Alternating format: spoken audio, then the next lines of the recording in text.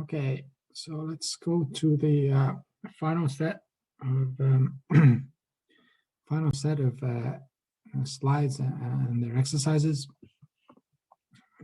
Okay, so this was all about wrangling the data, right? How to, once we've got it imported, how do we tidy it to get to a format that we might want to plot it or join it with other data frames, or get it to a format that we could send it to other functions in R, perhaps to model or plot. So first we talked about the sort of tidyverse approach that we had been following already on visualizing the data, but and importing the data. But then we're really going to go through these two steps on how to tidy the data and transform the data. So went into a bit more detail about what the tidyverse package is really doing, which is essentially it's just a wrapper to load these 8 packages that contain lots of very, very useful functions.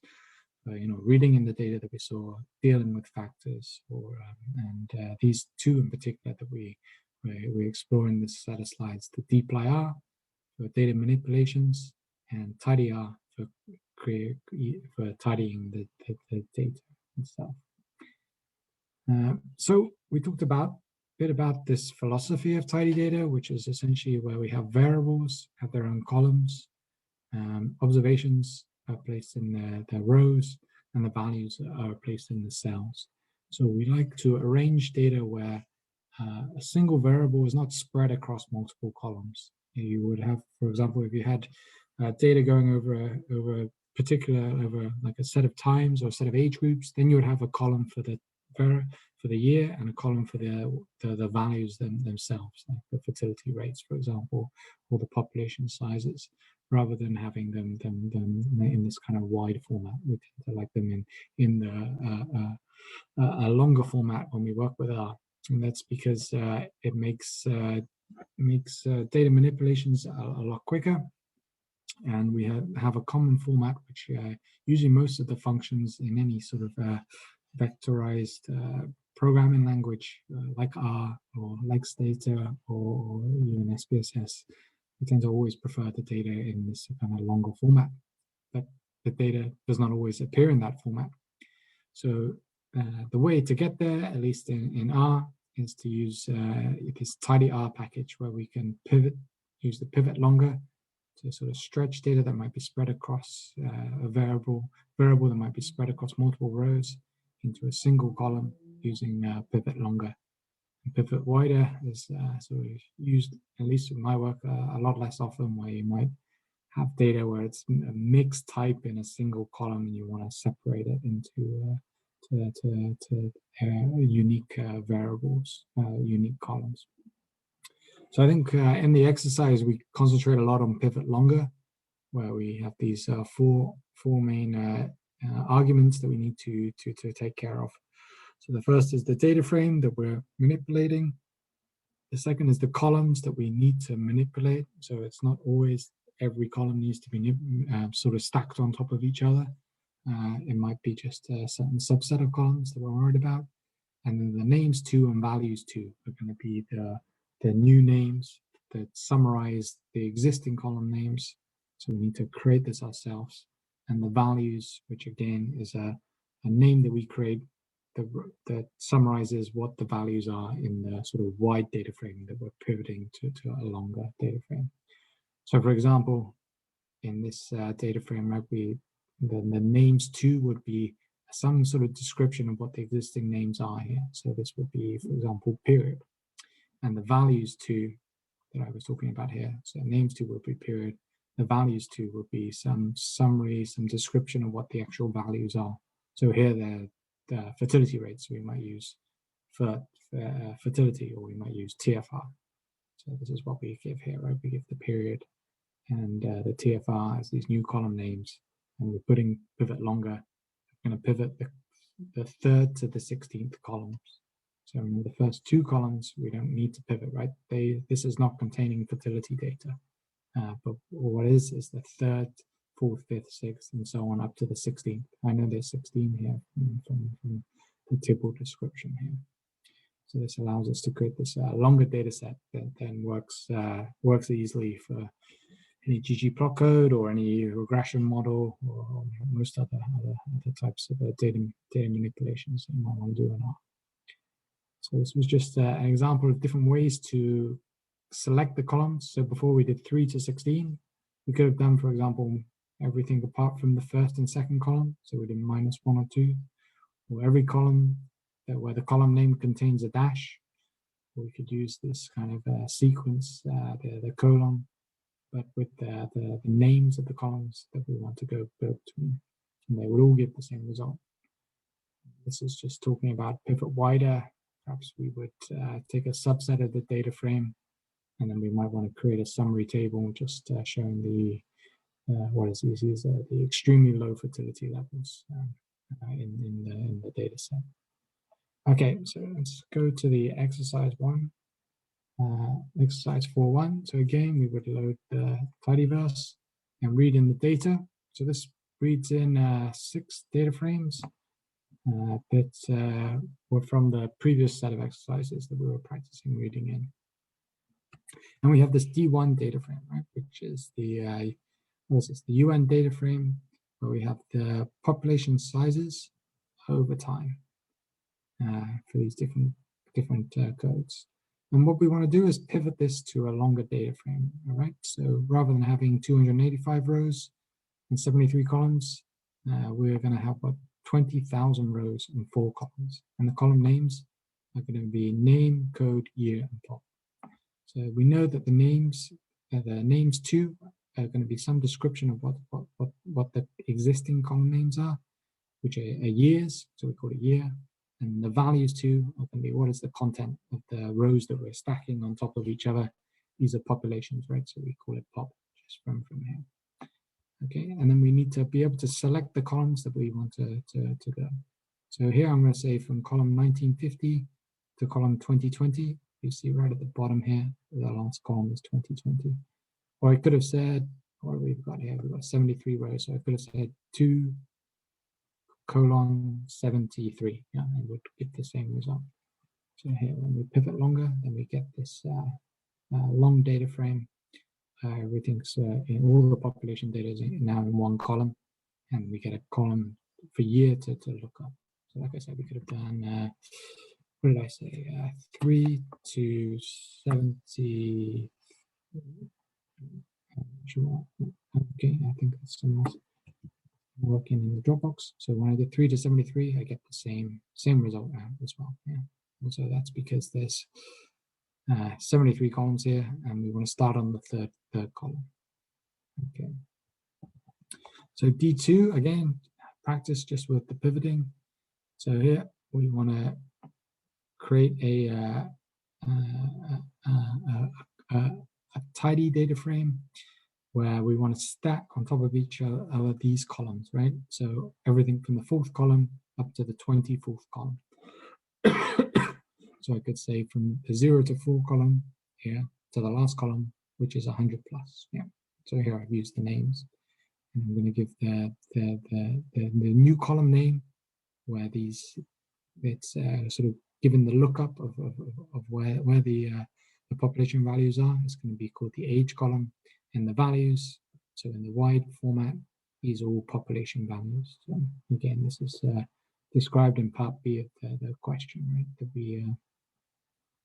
we're going to have this name, code, year, age, and population. So we've already got name, code, and year in there. And then we're going to select this column, let's say column 4 to column 24, column 0-4 to 100 plus. And pivot longer. Okay. So then we get this much longer data frame where again, all the population values are now in one column, ready for us to go.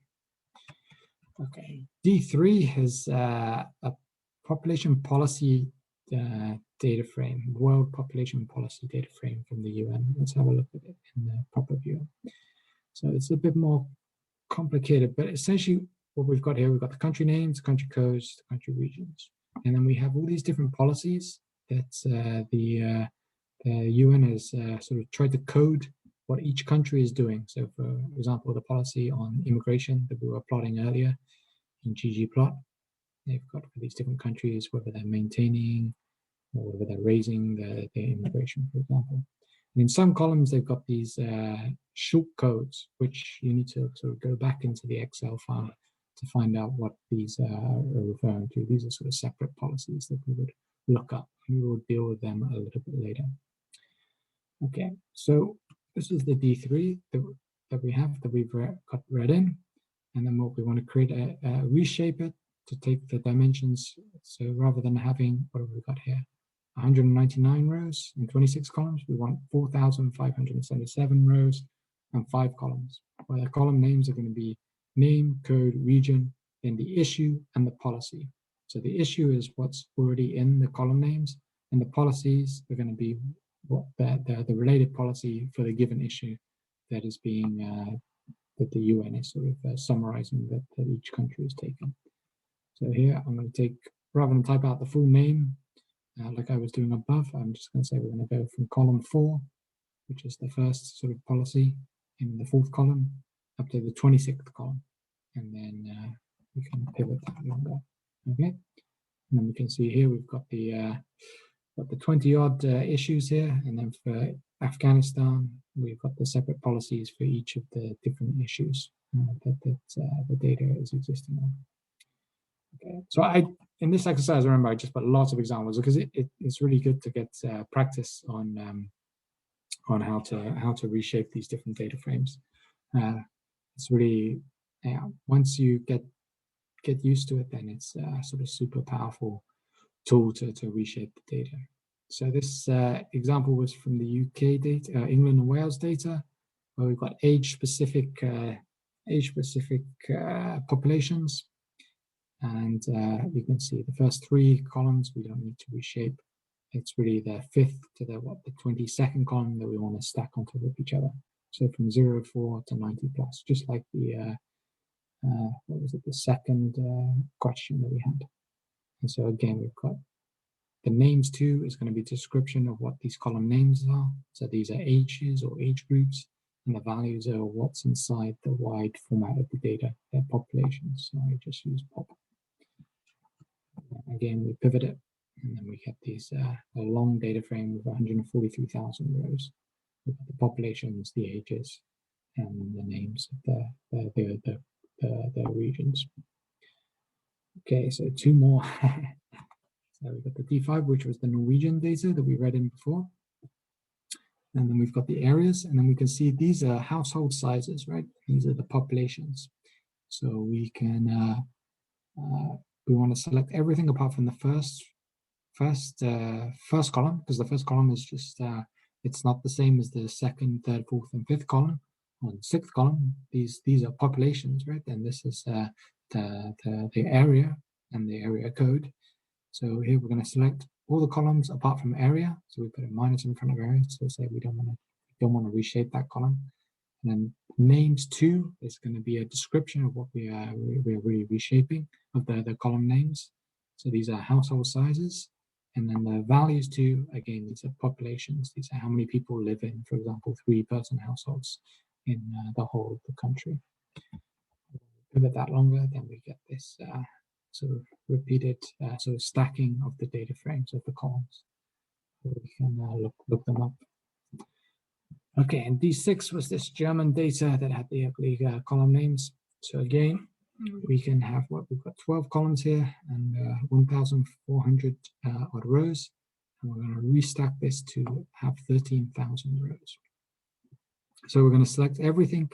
You can see from the 4th column onwards, these are again all populations based on these different characteristics, whether they're German born or foreign born, and their gender as well, male, female, or both.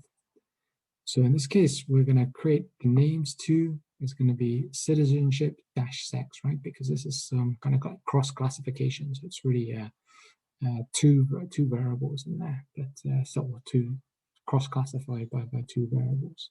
And the values 2, so these are all population again. So it's population like it was in the previous questions.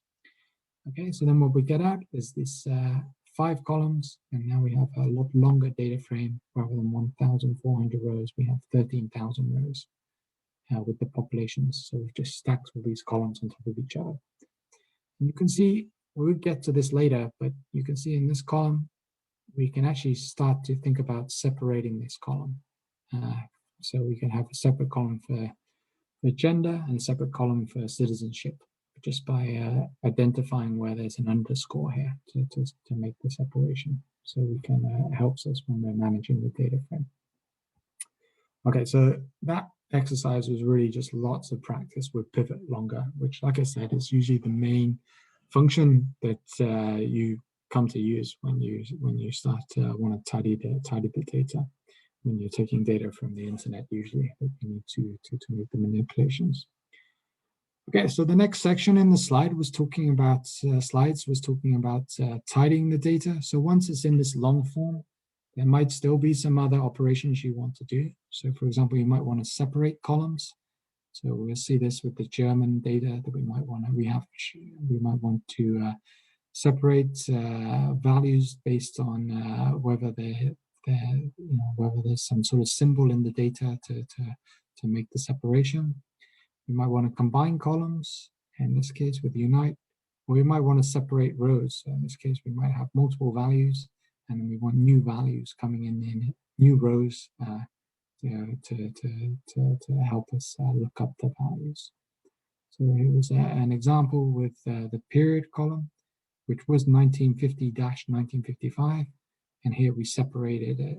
We said these were the period column is the one that we want to separate. We want to separate it into 2 new columns, and we want to separate it based on where there's a dash. And so this is another version where we convert the values that we separated, so now they're converted into integers, and we don't remove the period column. So this is the original period column, right, that we separated. Okay, and this was just some examples of the expand and complete functions for creating sort of combinations of data sets, of I would say combinations of values in the data frames to create sort of the full observed sequences of combinations of variables, let's say. But we don't. Yeah, it's not such a common use, but it's good to know that they're there in case you get to the situation where you need them. And then I think in the exercise we also focus on these ones, these functions. The drop NA, where we're really filtering rows if there's missing values, so we're getting rid of them. Fill for imputing values if there's a sort of common sequence to them. And replace NA, where rather than dropping the NAs here, where we got rid of the data frames, we got a smaller data frame at the end.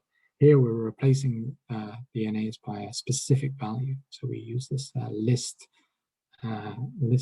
function where I was saying in the x2 column, all the missing values are going to be 2s. Okay, so this was just a summary before the exercise where we practice these other functions in the tidyr package. So let's open them up. Exercise 4.2. So again, we run the prelim. This will tidy the data frames into a longer form. So in the first question, we're dealing with D2, which is this UN data, age structured data, okay? So what we want to do is create 2 new columns for the first and last age group, okay? So you can see we're going to base it on this age column. It's going to be the one that we want to separate. We want to separate it into a column, one called first and one called last. We don't want to remove the column, so we put remove is equal to false, but we might want to convert the column to get it away from a character string into a numeric value. So this is just what we're describing in the question above. Okay, so when we run the code, we now get a column of integers, 2 columns of integers, one for the first and one for the last. So it's created this separation, remember, by looking by default for anything that's not a number or a letter. So where it's seen the dash, it does the separation. If there was some other symbol in there as well, it would make a separation on that. Okay, so here we look at the bottom of D3. So what was D3? D3 was this policy data set.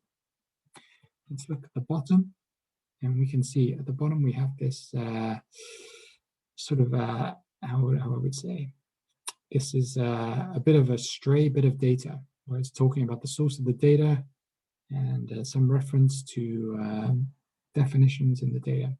So this occurred because when we read in the data, we had right at the bottom of the Excel sheet, we didn't check it out, and there'll be read in some extra details about the data that's not actually part of the data.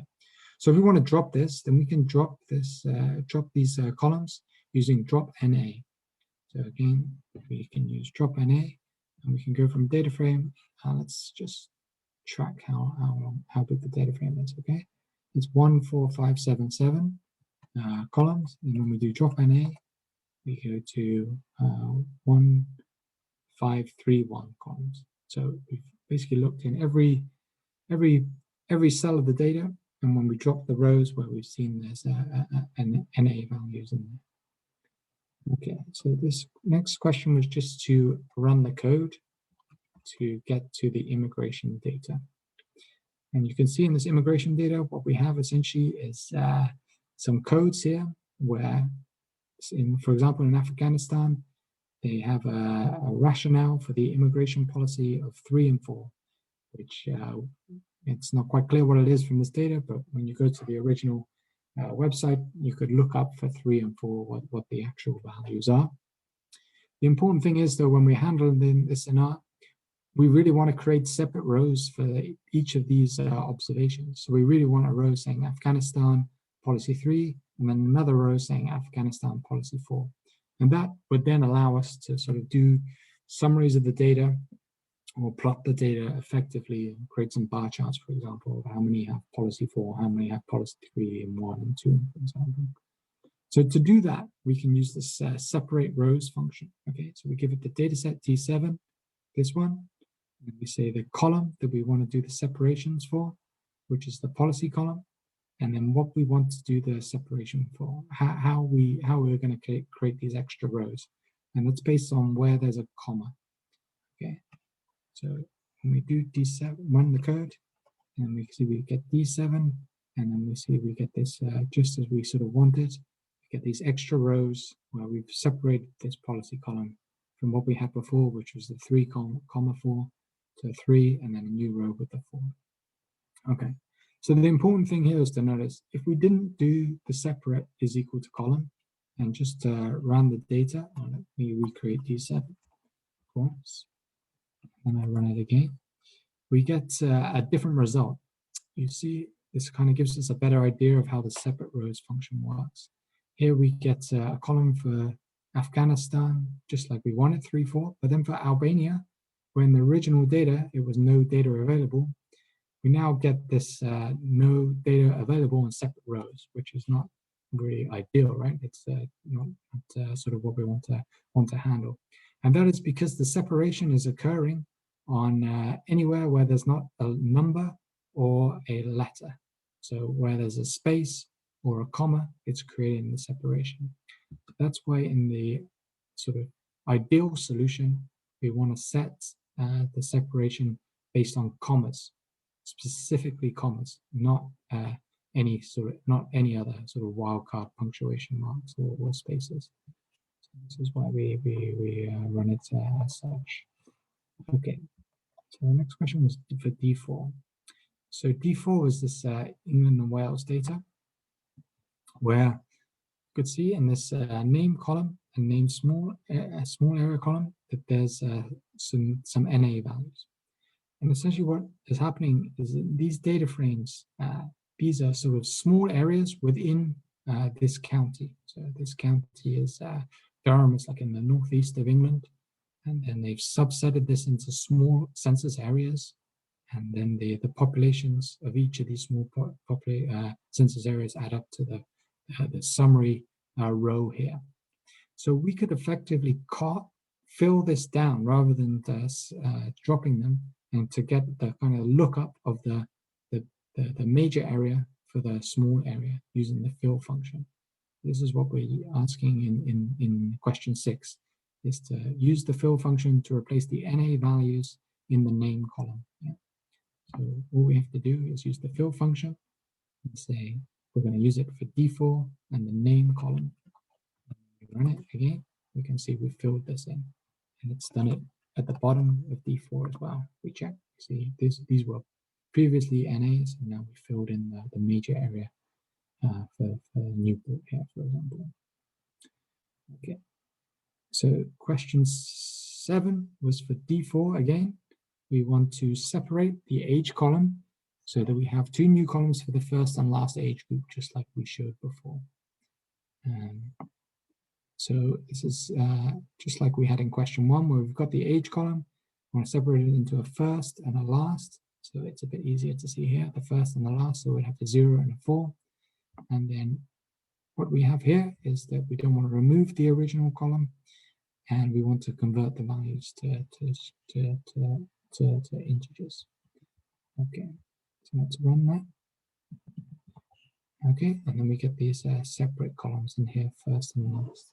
Let's just check what happened at the bottom where we had 90 plus. So you see after the plus symbol, there's nothing, right? So this is why we get these NAs here on the bottom. So this is just what we're saying in the tail, right? So that's because, right, when we do the separation, we do it on anything that's not a number or a letter, so any punctuation mark.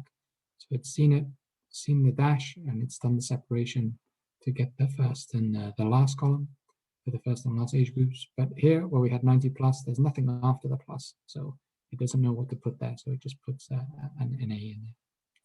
So we want to modify this and put a value in there for the last column where there's not a value. We can use the replace NA, which is what's being asked in question 9. So here we say replace NA, and what we want to replace is in the last column where there's an NA, we want to give it the value 120.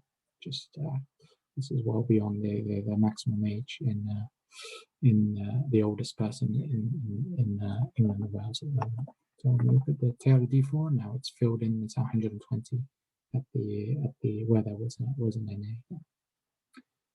Okay, so question 10 was working with D5, which was this Norwegian data. And there was always the problem with this data that on the first column here, we have a mixture of data types, right? We have a code and a kind of a name. So we have like a region code and a region name. And so we would really want to separate this, right? So we have a separate code and a separate name. So to do that, we can use the separate function again, where the column that we want to separate is the area. And we want to separate this into a code column and a name column. And we want to separate it where there's a space, right? So here we can define that using the separate. And then what I've done here is this extra argument called merge. So let's run it without it to see what happens. Okay, so we get a warning message.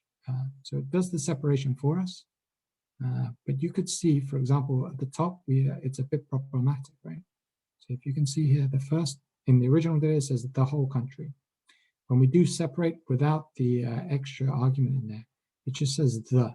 And this is related to the warning message. It's saying it's expected 2 additional pieces, and they're discarded in 198 rows, including the first row.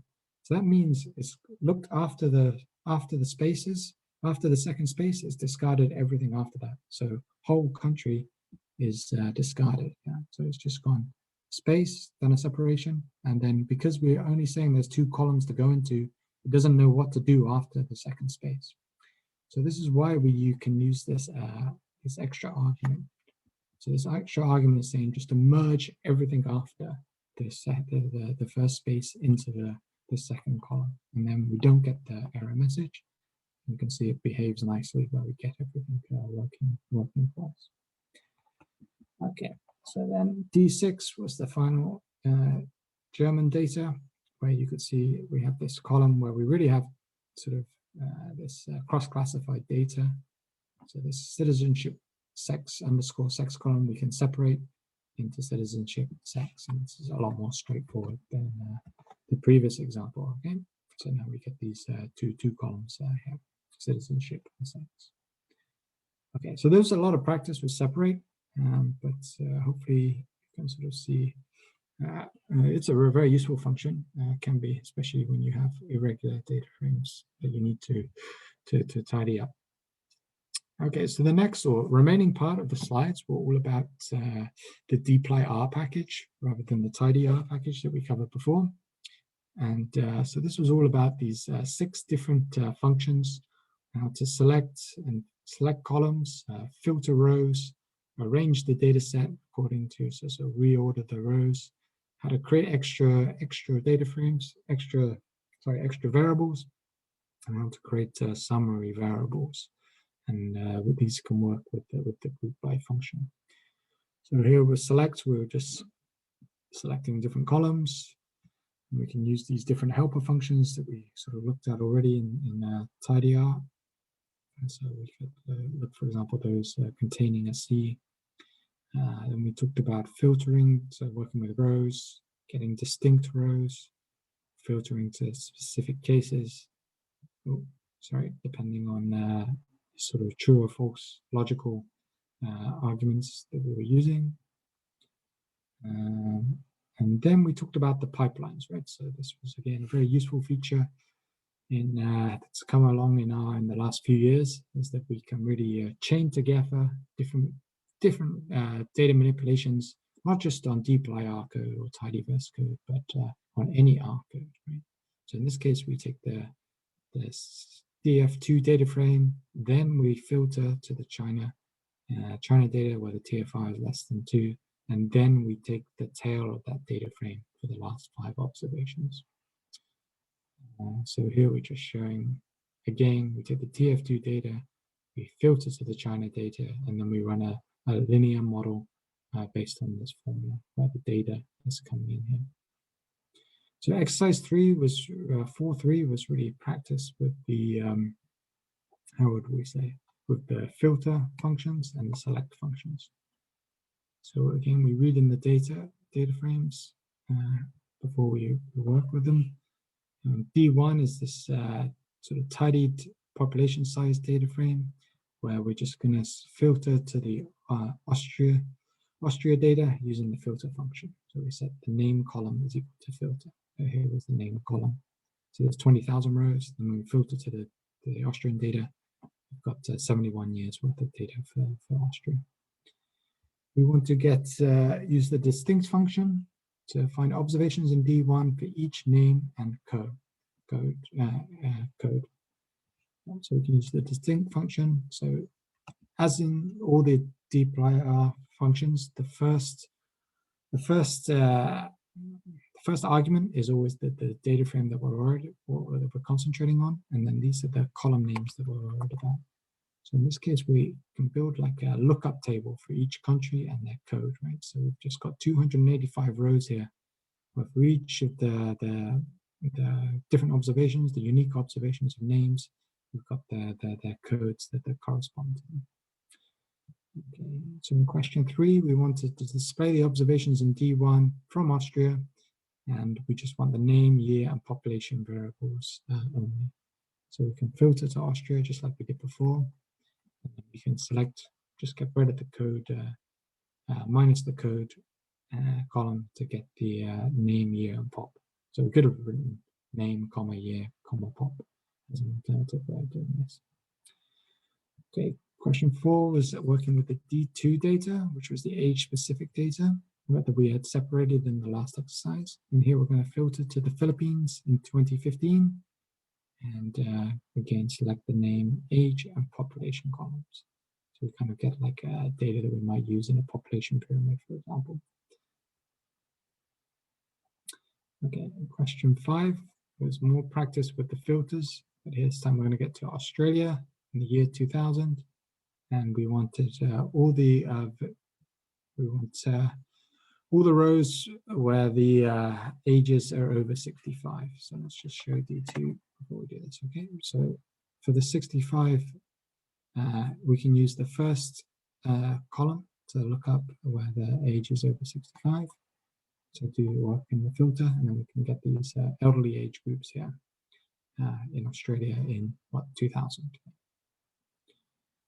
Okay, and then D3 was the policy data. So we can filter to what the Asian countries and the issue on the policy on the population growth.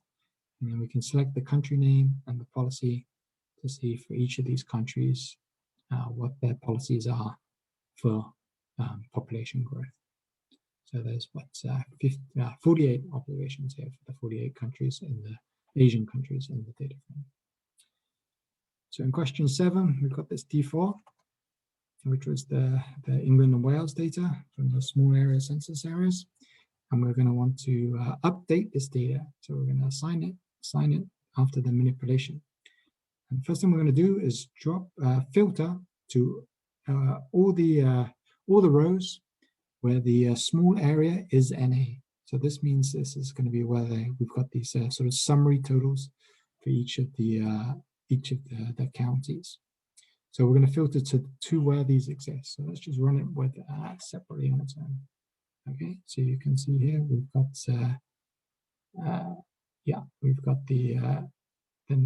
all the different counties here, and we've got their populations here. And then we're going to get rid of this name small area column because we are not because it's NAs the whole way through, so it's not of too much use.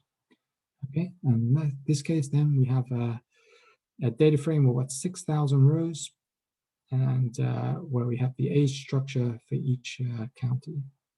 So we can see that a bit better, I think, from question 8. So we're going to work with this data. We're going to filter to where the age is 90 plus, so this last age group. And then we're going to select the name and the population. And then we're going to look for the top 5 largest, how we call these, counties or regions with the largest 90 plus populations. So we can use the top N function, which is kind of like a filter function. And then this is how many we want to filter and what we want to filter by, which is the population column. So in this case, we get these large northern cities, Sheffield, Leeds, Birmingham. They have large 90 plus populations, and then Cornwall and Wiltshire, which are very rural areas, but popular with elderly people to retiring. Okay, so question 9 was using D5 again, which was the Norwegian data. And then we want to, from the regional data, we want to display the observations where the regional level is 2 characters long. So we can use the n character function here. This will tell us how many characters there are in this code column. So where there is 2 characters, then this is saying it's a kind of a region. And when there's 4 characters, it's how would we say, a lower level geographical region. And we want to filter to where there's 2-person households. So the household size is equal to 2, and display just the name and the population variables only. So here we get 11 regions there in Norway, and we've got the population sizes of the 2-person households. Okay, and then question 10, the last one, was to do with the German data. So here we want to filter to where the age is total. So you see it's single year of age, but somewhere down there, I guess if we look at the bottom there, D6, there's a total row. And then we want the citizenships to be the foreigners, just the foreign-born population, and the sex to be both. And then just show the how would we say, the state name and the population. So we get those the foreign populations in each of the German states. So you can see once we've got the data into a sort of this tidy format, then it's very easy to use the filter and select functions to build these sort of summary data sets once it's in this tidy form. And we're able to do data manipulations quite simply. Okay, so that was with filter and select. So the next part was looking at mutating and creating new columns using mutate, which might be overwriting existing columns or new calculations based on on existing data. Rename as well, if we want to rename the column, and these mutate underscore functions for doing sort of batch modifications on column names. So this was just an example where we created this location type using an if-else statement based on the code. And this was using case when, which is like when we're using multiple if-else statements. So we're saying if the code is less than 900, it takes the value country. If the code is in the first 6 codes, then it's an area. If the code is greater than 900, then it's a region. And this is using a recode. So we're changing what was here previously Africa. I'm going to say it's going to equal to continent : Africa to rename a given observation. And this is just an example using mutate. So in this case, we've taken the data, we filtered to the last period, and where the country code is less than 900. And then we're going to create these 2 extra columns: TF4 interval 4, TFR interval 4, TFR interval 7, using the cut function. So this is saying we're going to want 4 breaks, so four different categories based on these sort of cuts to the data frame, and it creates these new sort of labels for us here. And this is a version with 7 intervals where they're going in sort of in between the range 5 and 6, or 4 and 5. And here we have 2 and 4. Okay, and this was rename. So this is just changing the name of the column. So previously it was TFR, now it's fertility rate. And then this is just these batch renames where we want batch mutates. So here we're just mutating the column if it's a numeric column. So this column, right, it's a character string. This is a character string, so nothing changes. But these 2 columns where they're numeric, we're going to multiply the value by 100. And then arrange, where we arrange the data by the column that we're interested in. And this is the reverse, using the descending function. So rather than going from smallest to largest, we go from largest to smallest. And then this was just another example where we want to might arrange the data by age group. But when the age group is just a character string, it doesn't work so well, and that's why we want to create factors, so then we can arrange the data correctly using the order, sort of logical demographic order that the age groups appear in, rather than the sort of alphanumeric order right here, but we start with a 0, then the 1s, then the 2s, then the 3s. But in fact, we want them to go in this specific order because this is more logical. Okay, so exercise 4 was practice with these different mutate functions essentially, and arrange. Exercise 4. Okay, so we read the data in and do the oh, this isn't quite shown correctly. Okay, so the data is read in. So in question 1, we wanted to modify D2, which was this age-specific data from the UN. And we want to create a new column called location type with the value region if the country code is less than 900. Sorry, if the region or nation, right? So if the code is less than 900, then it takes the value nation, and if not, if it's bigger than 900 or equal to 900, then it takes the value area.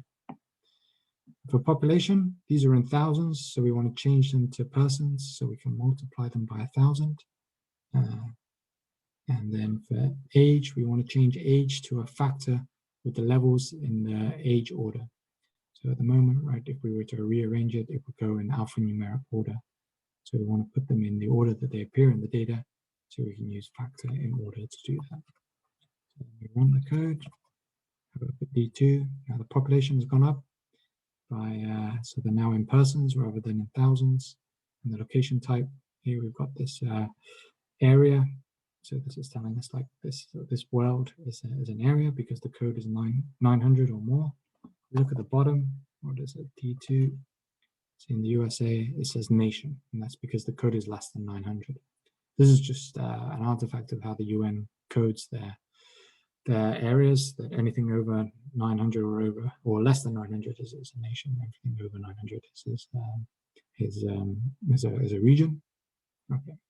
So in question 2, we want to display the observations from D2 from nations in 2020 in age group 100 and plus. So this is just going to be a filter with the double equals to select the rows where these combinations are true. And we want to rename the population column, which is here, to pop centurion. And we want to sort in descending order based on the population centurion variable. So we can use the arrange function, and then in descending order, the pop centurion column. And then we just want to select the name of population pop centurion column. So this gives us then a summary of the countries, and they're arranged by the size of their centurion population, so the number of people over 100 plus, or in the 100 plus age category, according to the UN data. Okay, so we've got D5 for the next question, which is the Norwegian data. And we want to create a new column called location type based on the number of characters in the code column. So we can use this n character to give us a value of the sort of type of area that we're dealing with in each row. And then for household size, we again want to create a factor with the levels in the order of the household size, so the order that they appear in the data. So then we've done this, so you can see this changes to a factor where the levels of D5 dollar size follow this order, right? 1, 2, 3, 4, greater than 4, this logical order, rather than an alphabetical order, which would be the default. And then we've got this location type, so we can say we could filter, for example, to the location type is equal to 2, will give us just those sort of larger regions in Norway. So this is exactly what we're doing in question 4. We're filtering to one-person households in the location type 2, and then we're arranging by the population size. So we can see the population size of the one-person households in these regions. So Oslo at the bottom with the largest one-person household populations. Okay, then D7 was the, what was this? This is the rationale for the immigration policy data. So remember, we had these codes in here that we weren't quite sure what they were. So here I've written them out from, taken them from the UN website on what each of them are. So anything with a code 1 is counter long-term population decline. 2 is to address population aging. 3 is meet labor demands and certain sectors of the economy. And 4 is safeguard employment. So if we want to bring these values into the data, we can use the recode function. Right? So we're going to take the policy column, we're going to mutate it, so we're going to overwrite it, and then we're going to recode the policy column. Anything that was a 1 is going to be then recoded with this label 2, this label 3, and 4, and so on. So we can run this code now, and you can hopefully see it be updated. Yeah, now then we have the policy columns all sort of filled out properly with something that makes sense. So if we're going to create a plot, for example, then we'll get these labels rather than the labels that we had before that didn't mean too much. So just an example on recoding. Okay. Okay, so the last part of dplyr, or at least these 6 grammatical verbs, was on group data. So this is where we really add the group feature to the data frame. We don't change the values itself, but we sort of say there's a column in the data frame that might be useful for creating sort of summaries or yeah, some sort of feature to the data frame that we want to separate them by. So we use group by to do this, and then we could then, once we've grouped the data, we could then summarize the data for each group. And so we might want to summarize, for example, to take the mean or find the first value in each group of a number of distinct values. So this is just an example with the UN age-specific data. Here we're going to group by their country name and summarize So this is the sum of the population over the different age groups, how many age groups there are, and the population of the first age group. Okay, I'll just go through this till the exercise. So this was with a group by summarize. This is a group by mutate. So rather than shrinking the data set down, here we're just creating extra columns. So we're not doing any shrinking. We're just repeating the values rather than summarizing them. So here we're just getting the mean TFR for each country and the maximum TFR in each country and the lag TFR. Okay, so this is really what we're going through in exercise 5 is practicing 4.5 is practicing with the group by functions. So in question 1, we want to display the observations from Philippines, Indonesia, and Malaysia. So we can use the filter. The name is in this little vector here. And then we want to group by the country name. And then we want to add a column for the lag of the population. So there's the population in the previous observation. And then the rate of population growth, which is going to be the population minus the lag population divided by the current population. So this is where we get this extra data frame in here. So actually, let's just do it D1. So this is just a filter. So we've got 213 rows. Then we group by the name. So we've still got 213 rows, but now we have this group feature in here. And then when we add the mutation, we have the population lagged. So you can see, let's go up a bit. This value in 1950. In 1951, this is the lagged value for Indonesia, right? Is the previous value in 1950. And the same, this 6110 for Malaysia is the population in the previous year, 1950. So now we're in 1951. And so we can use these two columns to calculate the population growth rate using this equation, right? Where we take the population, this column minus this column, and then divide by this column to get the population growth rate. Okay, question 2 was to use D3, which was the policy data. We want to group by the region, and then we want to summarize the number of nations taking each of the policies. So we can use the n distinct function here on the name. So it's going to group by the region. So here we still have 4,000 odd rows, but now we have 6 regions. And so we want to summarize for each region. We want to count how many different countries there are in each region. So here it's just saying that there's 54 unique countries in the data set for Africa, and only 2 for North America, for example. Okay, so D7 was a subset of that regional data for the immigration policies, motivations for the immigration policies. So if we want to count for each policy and each region, this sort of cross tabulation, then we can use the summarize function preceded by the group by. So we group by the policy in the region variable, and we create a new variable called M policy, summarizing the number of different immigration policy rationales in each region.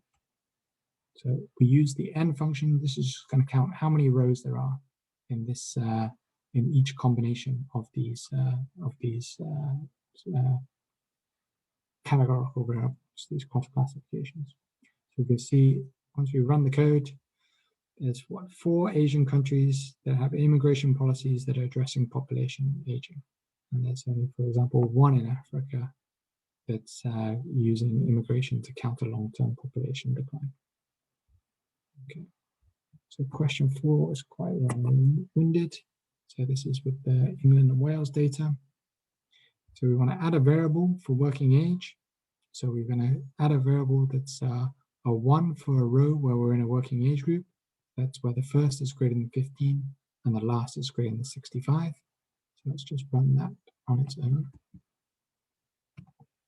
Okay, so you can see here we've got 0 and zeros, and that's because we are in a case where the age group is the young age group, so it's not a working age group, and then and it's not an older age group. But if we do this and then put a tail on it, look at the bottom of the data frame, you can see we get ones here because we're in the last age group is greater than 65. Okay. So the idea of this whole question is to create some old age dependency ratio summaries. So going through how we would calculate that. So for each, once we've got these indicator variables, we can allow that to, we can use these to summarize the total working population and the total old population in each group, in each of these regions. So we group by the name, and then we multiply the population column by the working age column or by the old age column. So this is going to tell us the population sums in each column. So here we get this sort of summarized data set for the 348 regions, sort of listed in alphabetical order.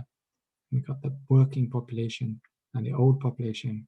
We got that by multiplying the population column by these sort of indicator variables. And the last part, part D, we want to work out the old age dependency ratio, and we do that simply by taking the old population divided by the working population and multiply by 100.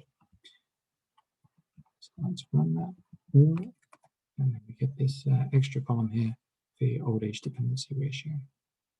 So we could, for example, once we've calculated that, we could arrange to get the top 10 highest old age dependency ratios sorted with the highest ODR first. So we arrange it in descending order. So we can use the top n to get the top 10, and then we can arrange it in order.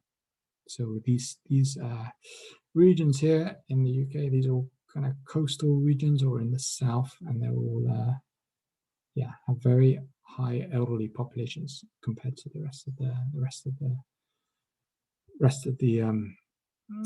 country. These are the top 10 oldest, so considered retirement areas in the UK. Let's see. Okay, and the last question was D5 on the Norwegian data. We want to again filter to the regions where the location type is 2. We want to group by the name. We want a summary variable called pop area, counting the population in each area. So at the moment, right, these population are the populations specific to the household size. So we're going to sum over household size essentially by just grouping by the region names. And then we get the total populations now in each of the 11 regions rather than the population specific to the household type. Okay, so that was the group by. And then the last two parts are on the relation.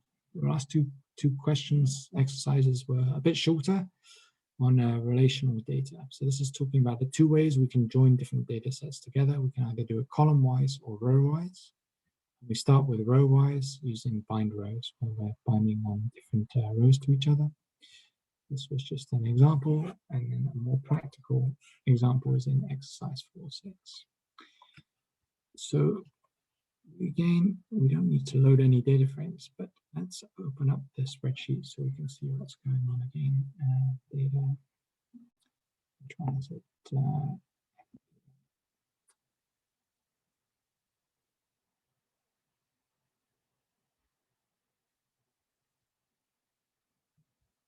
What is it? Both sexes.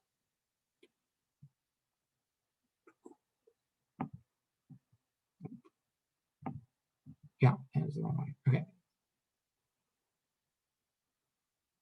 Okay, so essentially in this, we can see in this spreadsheet that there are multiple spreadsheets here. In fact, I think there's 9 or 10 spreadsheets even as we go forward. And these are all for different projections done by the UN on the population sizes in the future. And I think the first one, it's actually for the past data. Yeah, estimates. So it starts in 1950, but all the other ones are starting in 2020, you see here. And they're going to be the population sizes for each of these countries going forward.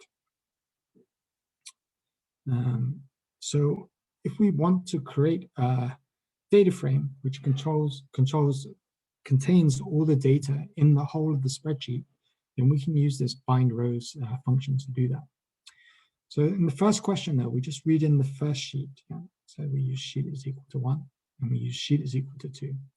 So when we read these we use read Excel to read the different sheets in, and then we have these let's get rid of this, clean everything out, so it's easier to see the summaries. Okay, read them again. So we have one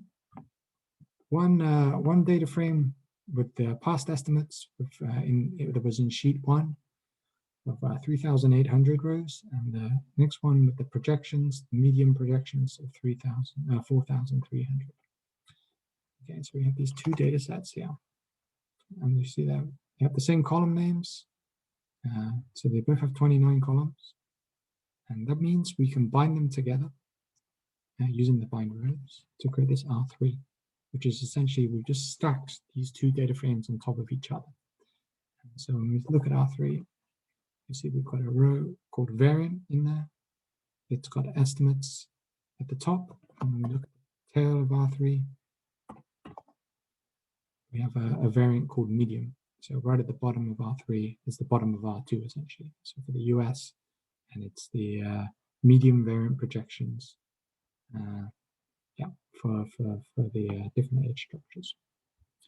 So these are questions that just showing us what we can see in the environment tab here, how many rows there are in R1 and R2, and R3 is just the combination of R1 and R2. So what we use in question 4 is essentially a for loop where we're going to read in the 10 different sheets from the data set. Okay, so remember this was sheet 1 we just read in, and then we had sheet 2, and we're going to read in sheet 3, sheet 4, sheet 5, and so on. And so in each of these data sheets, we're going to use read Excel to read them in. I want to change I to the value. Well, first it's 1, then it's 2, then it's 3, and so on up to 10. And then we're going to select the different columns. So I don't think you have to fill this in. And then we're going to rename the different columns to give them a bit nicer name. And then in this R4, what are we doing? So at the moment, when we run this R4, it's a null object. So that means there's nothing there. Once we read in R0, so let's set I is equal to 1 outside the loop. Okay, I'm going to read it in, and then I've got an R1. Okay, which is just the first sheet. And then I'm going to bind on to R4. So at the moment, R4 is empty. I'm going to update R4 to be whatever R4 is at the moment, plus this R0, which gives us R4, which is essentially just R1. And so what happens with and then we're going to print this message, right, which says binding sheet 1 to R4 now has 3,825 rows. And in the for loop, essentially what we do is to run the same code, but all we do is change I. Yeah. So first we read in sheet 1, then sheet 2, then sheet 3, up to sheet 10. And each time we're reading in the sheets, we're creating a new R0. And this R0 is then being bound onto R4, which at first is empty, then it grows and grows and grows as we read in each sheet. And then it allows us to create this object R4. It's going to contain all the information across all the different sheets in the spreadsheet. So you can see here we've read in binding, we've printed out this message each time that we've read in R4. We've read in the different sheets of the Excel spreadsheet, and then the number of rows has grown and grown and grown. So here we can see what R4 is here. So at the top, it just looks like sheet 1, and at the bottom, R4. Now we have the variant name, which is no change. So we can see question 4, how many rows there are. So this is just straight from the Object Explorer, 4,000 of rows, 42,000 of rows. And then we could look at a summary, for example, for China in 2100. We can use the filter and select functions that we looked at before. And we can do this to look at the size of the 0 to 4 population in each of the variants of the UN projections in 2100. So you can see in the high variant, this is a high fertility variant. There's what is that? There's over 101,000. How is it? newborns, babies between 0 and 4 in 2100 in that projection. Okay, so that's practice with essentially exercise 6, which is practicing bringing in bind. And hopefully you can see if you can like put that within a for loop, for example, if you want to read in lots of different parts of sheets in a spreadsheet. It can be very useful for that. Okay, the second part of relational data was looking column-wise rather than row-wise. So we talked about, maybe this is the best example of showing this. Essentially, it was left join, which was showing us how we can join together different data frames based on some common observations in each of them. So here we see on the left-hand side, we have a data frame that's got 1, 2, 3, and then these x's. And then when we do left join, we combine with the y's on the data frame on the right-hand side. And you see we don't get any a join for this for 3. There's no 3 on the right-hand side, so we don't get to we just get an NA in the final data set. So there's left join working, just some more code showing this. And this was showing what happens when we have duplicate values. And then the other types of joins, but like I said, left join is used 95% of the time. I would say I'm using a left join rather than anything else. So I think exercise 4.7 was just practice with left join. So again, we read the data in, the preliminary data. So here we have lots of different data sets. And you can see J1 to J4. You can see this is what I prepared earlier. So J1 is TFR data, J2 is infant mortality rate data, J3 is net migration data, and J4 is sex ratio of birth data. And we can join them all together using left join, right? So we can take J1 and do left join J2. You can see we get, it looks up by the column name and the period and does the join together. And we can tie each of these 4 data frames, they all have the same name and period columns in them, as we saw here. So we can use left join and the pipe function to tie them all together and create this D0, which is this wider data frame. It's got separate columns for each of the variables, and it's joined each of these first 4 data sets together. Okay. So the next part was to look at J5. J5 doesn't contain like sort of demographic data as we had in the J1 to J4. Instead, we've got the country name, the country code, and then we've got the region and the area. And so to make this join onto D0 here, we're going to need to tell it the name column in D0 is going to equal to the country name column, country underscore name column in J5 to do the join. And so if we didn't do that, let's just see if it will work without it. I guess it's going to give us an error message, right? We can't do it because it doesn't have any column names, common column names, I should say. So in the case where you don't have any common column names, we need to specify them using the by argument, where on the left-hand side, so this is the D0, it's called name, and we want to join that to the data frame on the right-hand side, that's J5 to the country name. So then we run this code, and we get the join where we've added on the country code, the region name, and the area name that was in this J5 data frame. So we see they added on these extra columns. Okay, and the last one was J6. So J6 was we've got the immigration policies and the growth policies. We've got the country code here, but it's just called code. And also we've got whether it's a more or less developed country. So again, to join this onto what do we want, D0. So we see we've got a country underscore code. So we want to use that to bind it to the code column up here. This is all UN data, so it's all going to use the same columns. And we run the left join by specifying how we want to do the joins, and then we get this D0 out, where we've got now 12 columns, where we bring together all these separate J data frames into one big data frame. it's the basis of what I used in the ggplot code. That's sort of how I went to create it. Okay, so that was exercise 4.7, and I think that's the last one there. So yeah, we just have the cheat sheets after that, and that's the end there. I think of everything in the course. So yeah, I'm not sure. Maybe I can stop sharing and then thank everybody for listening in. And yeah, if you have any trouble with any of the exercises, then feel free to contact me. And I think the contact details are in the last set of slides. And if you have any trouble running any of the exercise solutions in particular, then I can try and help you out. And otherwise, I think I leave it there.